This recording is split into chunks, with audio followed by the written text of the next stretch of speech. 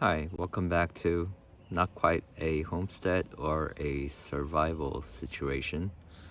I haven't recorded in a bunch of days because over the weekend I was moving all my stuff from New Jersey back up here in upstate New York. It was an ordeal. I just had so much stuff, I didn't have time to throw anything away. The 26-foot U-Haul truck was just packed up. I have some videos and photos I can show you. Come on, work harder.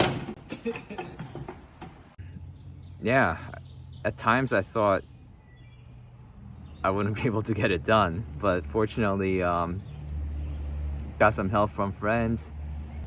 My neighbor happened to be a truck driver, so he helped me. I had a trailer on the back of the U-Haul so I could haul my Subaru, which doesn't really work.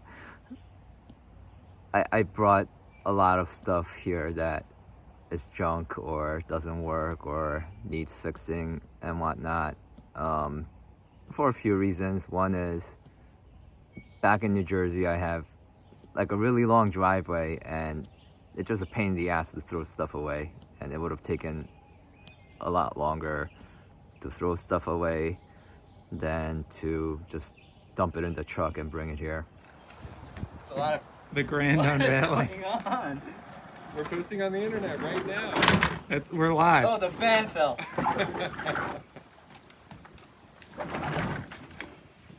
Did Jimmy really move all of his stuff? Wow, you have a lawnmower, Jimmy? It barely works.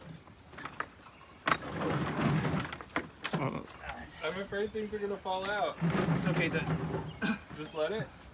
it's for the content! there's nothing that can't be replaced. Why did you bring it all? It's easier than throwing it away. Second is, I'm gonna be doing a lot of things here, and I kind of have a feeling that I'm gonna need like random things to like build stuff with, fix things, and I don't want to be like buying stuff all the time. That's sort of,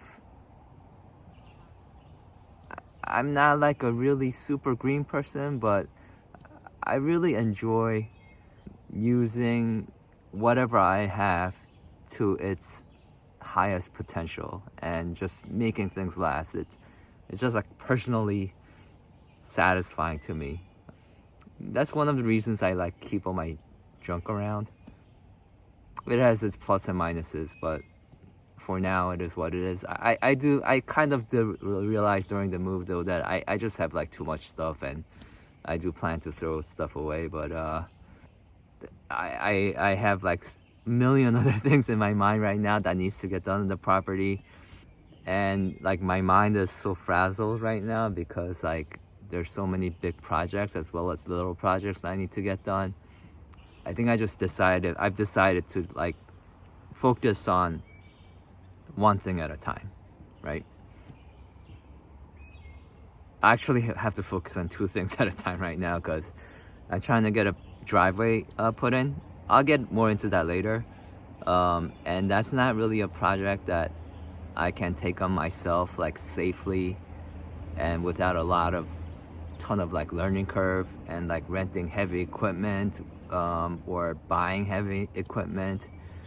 So I decided to contract that out. I'm waiting for the guy to give me an estimate, but I have a feeling the price is gonna come in the range that I'm expecting, and we can get that started.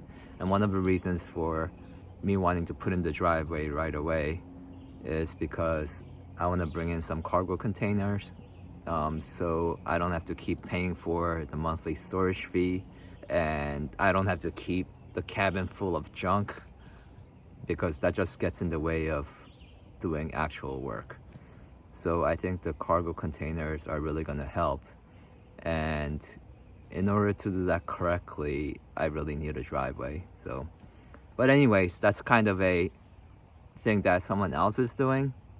For me, the project that I decided to do was to start on is my water source, the spring that I've taken videos of before, so you kind of know what's going on there.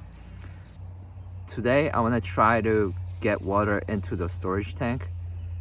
One of the issues is my basement door is very hard to open. It gets stuck. It's like a very tight fit, and I don't want to keep on banging on it to open it because that could weaken other things and cause problems. So I'm just gonna fix the door first and then we'll do the spring. So I think the way I'm gonna do that is just sand or chisel off a little bit of wood from the top of the door so it opens and closes easily. So let's get to work.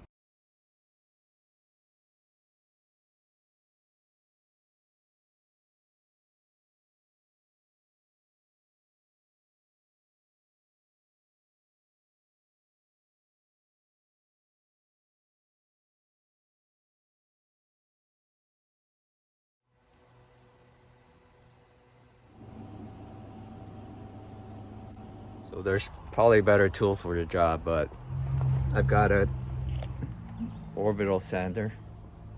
I have a belt sander, a planer, and I guess I mentioned no chisel before, but the orbital sander is the only sander that I have that's battery powered.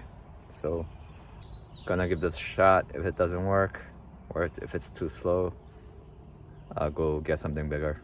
Okay, so as I suspected, the orbital sander was sort of doing the job, but too slow for my liking. So actually set up this tripod here so I can get some action shots. Got my planer, extension cord, and we're gonna get to work.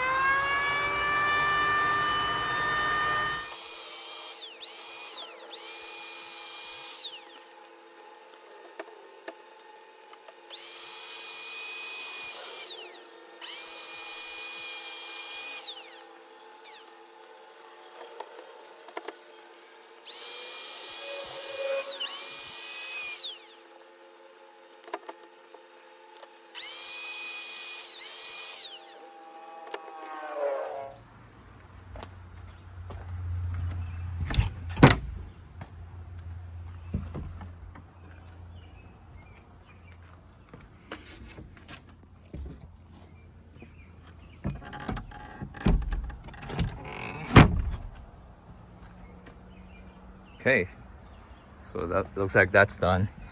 It's not quite sitting very flush right there, but it's good enough for now. I just didn't want to bang on it every time I try to open it.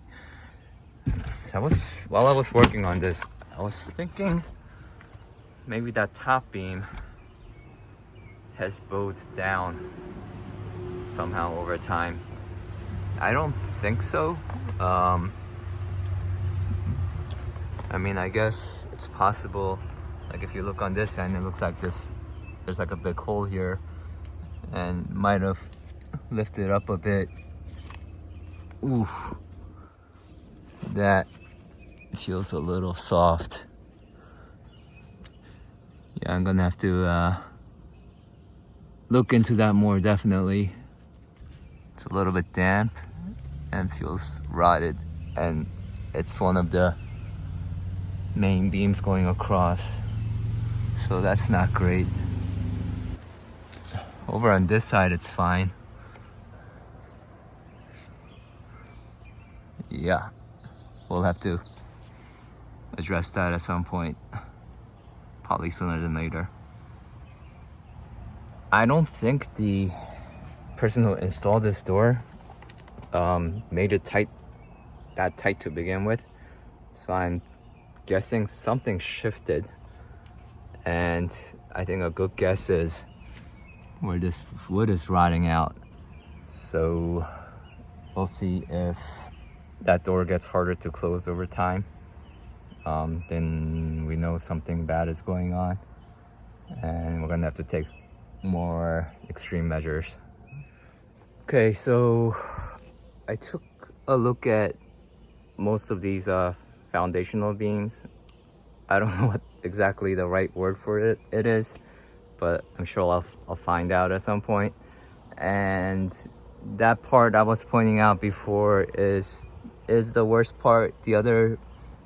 All of the other beams seem okay. Like it rained a lot yesterday, so there are damp spots.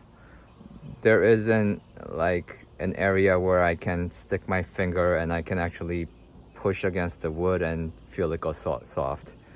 I don't think it's an immediate concern, but I do feel that either that whole beam, piece of wood, or part of it has to come out and has to get replaced. I'm thinking for like a long foundational piece like that, you really need one whole piece. But I think this is an area I'm gonna need some expertise and help in, and it's gonna probably involve jacking up the house. So more content in the future.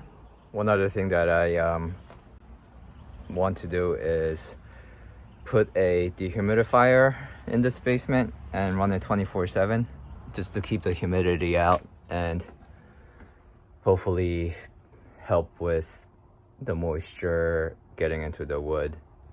Yeah, so let me put that in my checklist so I don't forget. Okay, so I think I'm ready to go up and put the hose in the spring. Here's the hose.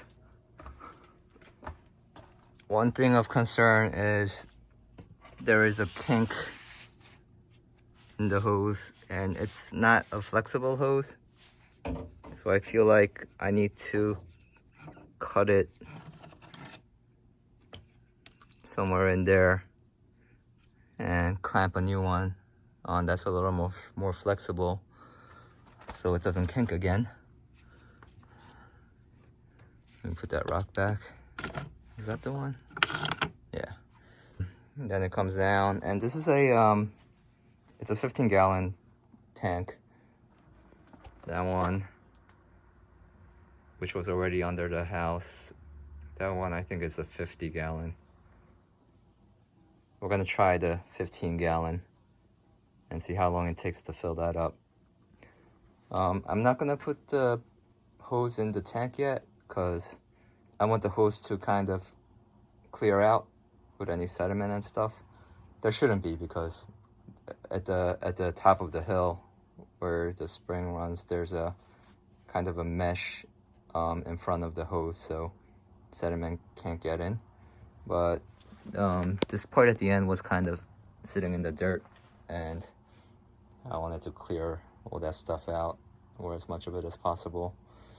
So I'm gonna go up the hill and we'll put in the hose into the spring and see if water comes out this end.